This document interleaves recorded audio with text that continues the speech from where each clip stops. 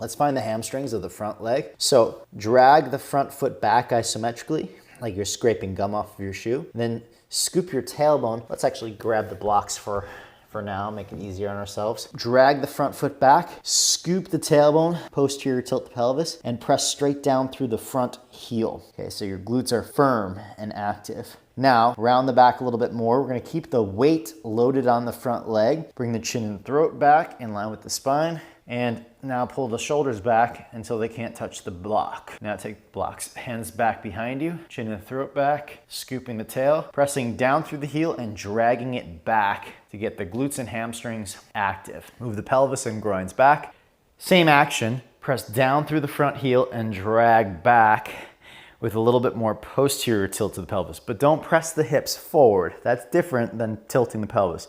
Keep the pelvis back in space and then scoop the tail while the pelvis is back. Then press down and drag again, heel back. So you get your hamstrings by dragging the heel back and the glutes by pressing down through the heel. With the pelvis, go in towards anterior tilt. So towards anterior tilt, so stick your buttocks up. And that will stretch the hamstrings. Now, keeping the pelvic alignment of anterior tilt, can you muscularly engage? Can you engage your muscles in the direction of posterior tilt? So try to posterior tilt, but don't really change the alignment of the pelvis. All you're gonna do is engage the muscles that create posterior tilt. So what I usually say is micro tuck, so a little tiny tuck of the tailbone to activate the muscles without moving the pelvis. So your right sit bone scoops a little bit, just enough to activate the back line of the hamstrings and the buttock muscles without any real movement of the pelvis. It's okay if a little tuck happens, that's fine, no big deal.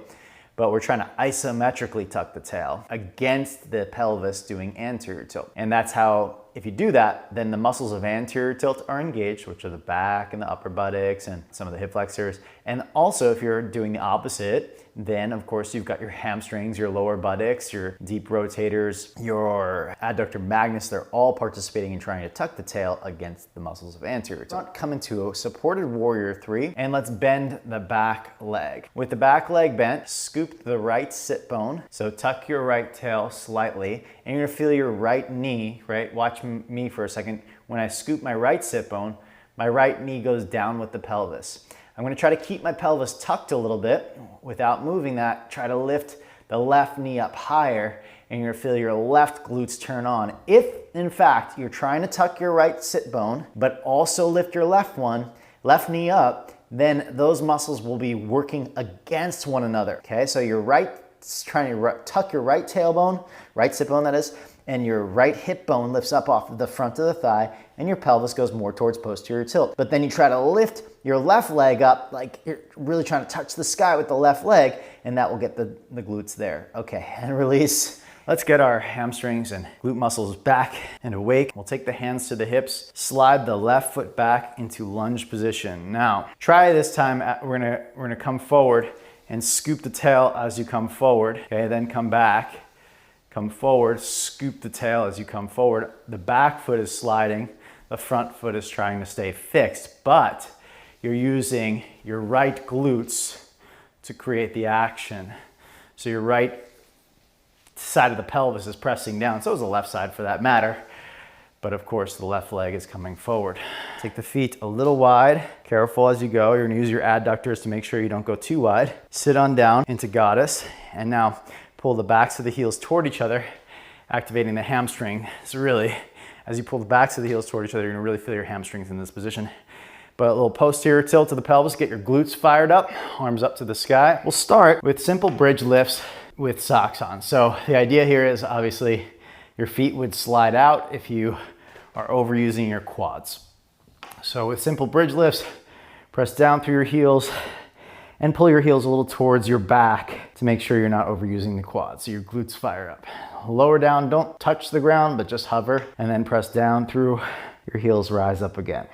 Now we go one step further, bring the right knee towards the chest, your left foot more to the center line, okay, a little more of the midline. That'll give it a little bit more access, a little more power. If you need to, you can turn your left foot out a little bit too, it might help, okay? Now, scoop your tail to help you out with this. Press down through your left heel, right knee to the chest. One breath in and out. Now lower, inhale. Come back up, exhale.